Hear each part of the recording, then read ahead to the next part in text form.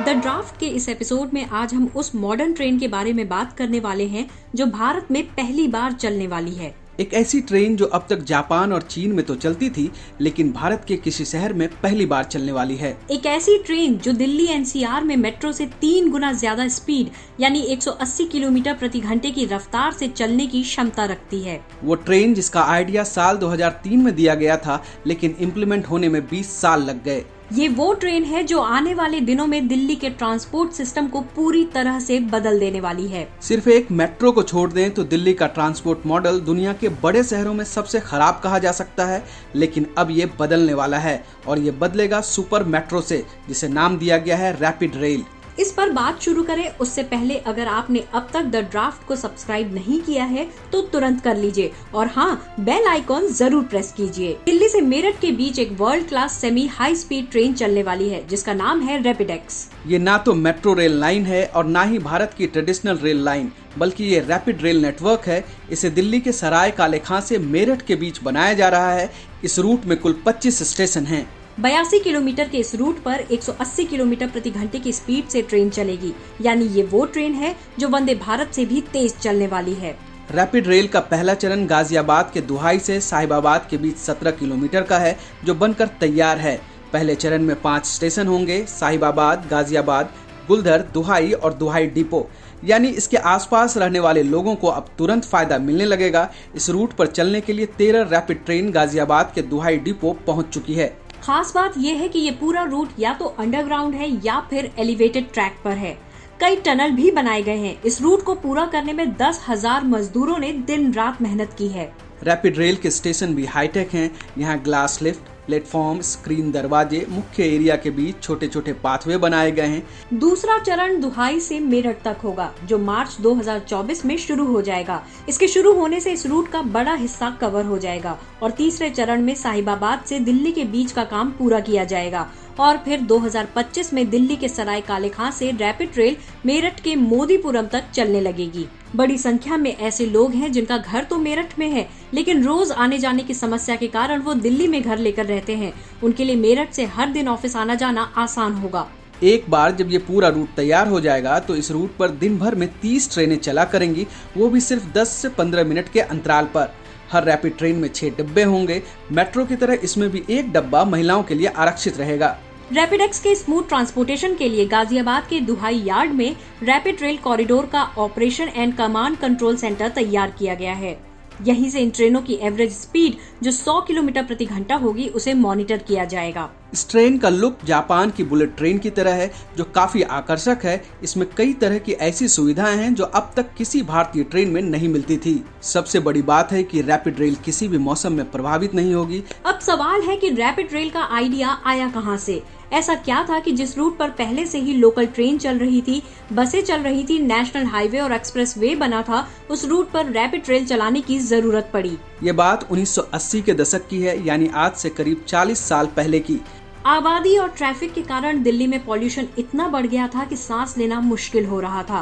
प्रदूषण कम करने के लिए दिल्ली सरकार ने 1993 में डीजल बसों की जगह सीएनजी बसों की शुरुआत कर दी थी, लेकिन इससे बहुत ज्यादा फायदा नहीं हो रहा था। इसी दौरान दिल्ली में मेट्रो चलाने का प्लान बनाया गया। दिल्ली के लिए मेट्रो का डिटेल प्लान तैयार था, लेकिन सवाल ये था कि दिल्ली के आसपास के शहरों से आने वाली गाड़ियों पर लगाम कैसे लगेगी।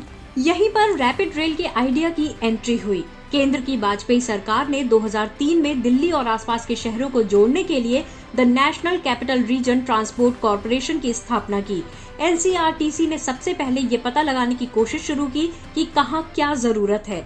इसके बाद वो साल 2006 था जब पहली बार दिल्ली एनसीआर के 100 से 200 किलोमीटर के रेडियस में आने वाले शहरों को जोड़ने के लिए एक हाई स्पीड रेल नेटवर्क बनाने की प्लानिंग की गई।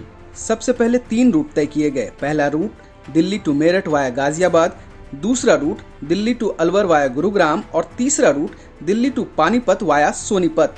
लेकिन इन रूट्स को तय करने के बाद आगे कुछ नहीं हुआ। उस समय केंद्र में यूपीए की सरकार थी और रैपिड रेल के इस पूरे प्रोजेक्ट को सरकार ने ठंडे बस्ते में डाल दिया। इसी बीच दिल्ली की सड़कों पर बाहर से आने वाली गाड़ियों का बोझ बढ़ता रहा। दिल्ली में ट्रैफिक व्यवस्था दम तोड़ रही थी। समय बीतता गया और 2014 में दिल्ली में नरेंद्र मोदी की सरकार आई। इंफ्रास्ट्रक्चर प्रोजेक्ट इस सरकार की सबसे बड़ी प्राथमिकता थी। दिल्ली की हालत देखकर रोड और हाईवे मिनिस्टर नितिन गडकरी ने प्राथमिकता पर दिल्ली मेरठ एक्सप्रेसवे के काम को पूरा किया। इसके बाद नंबर था एनसीआर को हाई स्पीड रेल से जोड़ने वाले प्रोजेक्ट का। मोदी सरकार ने रैपिड रेल की फाइल देखी तो हैरान रह गई। दिल्ली से एनसीआर को जोड़ने के लिए एनसीआरटीसी बनी तो थी, लेकिन इसका कोई डायरेक्टर ही नहीं था। जब पूछा गया कि कोई डायरेक्टर क्यों नहीं है, तो इस सवाल का किसी के पास कोई जवाब नहीं था।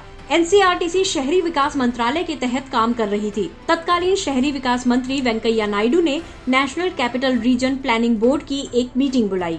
इस मीटिंग में उन्होंने आरआरटीएस कॉरिडोर यानी regional rapid transit system corridor Delhi Alwar, Delhi Panipat और दिल्ली मेरठ को मंजूरी दे दी और कहा रीजनल रैपिड ट्रांजिट सिस्टम से संबंधित मुद्दों को सुलझा लिया गया है और इन तीनों कॉरिडोर पर आगे का काम तुरंत शुरू किया जाए। इस बीच केंद्र सरकार ने सबसे पहले एनसीआरटीसी का डायरेक्टर नियुक्त किया।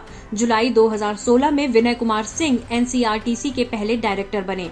फिर एक हाई लेवल मीटिंग हुई। इस मीटिंग में विनय कुमार सिंह से कहा गया, पहले से ही बहुत देर हो चुकी है, अब दिल्ली एनसीआर को जोड़ने वाली रैपिड रेल के काम को तेजी से पूरा करने की जिम्मेदारी आपकी है। इस पर एक डिटेल प्रोजेक्ट बनाइए। विनय कुमार सिंह ने अपनी टीम के साथ इस पर काम शुरू कर दिया और सबसे पहले दिल्ली मेरठ रूट पर रैपिड रेल का प्रोजेक्ट बना। फरवरी 2019 में कैबिनेट ने इसे अप्रूवल दिया।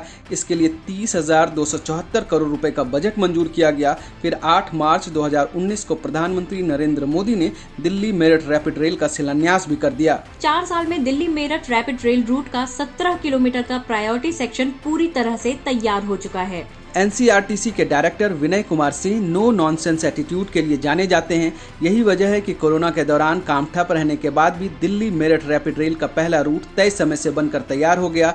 अगले 2 साल में Delhi Meerut rapid rail network पूरी तरह से तैयार हो जाएगा। इसके बाद उनका target Delhi to Alwar via Gurugram और Delhi to Panipat via Sonipat route है। दिल्ली से गुरुग्राम और अलवर रूट की दूरी 182 किलोमीटर है, जिसके बीच में 20 स्टेशन बनेंगे और 90 मिनट में पूरी दूरी तय करने का टारगेट है।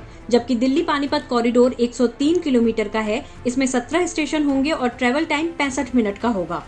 इन 3 रूट के अलावा रैपिड रेल के 5 और रूट बनेंगे, जिसे मिलाकर दिल्ली से 100 से 200 किलोमीटर की दूरी वाले शहरों में कुल 8 रूट पर रैपिड रेल चल पाएगी। जब ये सारे रूट तैयार हो जाएंगे तो दिल्ली की सड़कें जाम से आजाद हो जाएंगी। दिल्ली एक वर्ल्ड क्लास सिटी की तरह नजर आएगी। इसलिए आप कह सकते हैं कि रैपिड रेल दिल्ली को मॉडर्न सिटी बनाने वाला सबसे अद्भुत प्रोजेक्ट है। द ड्राफ्ट का ये एपिसोड आपको कैसा लगा? अगर ये जानकारी आपको अच्छी लगी तो परिवार और दोस्तों में शेयर कीजिए। खुद भी चैनल को सब्सक्राइब कीजिए और दोस्तों को भी सब्सक्राइब करवाइए। धन्यवाद।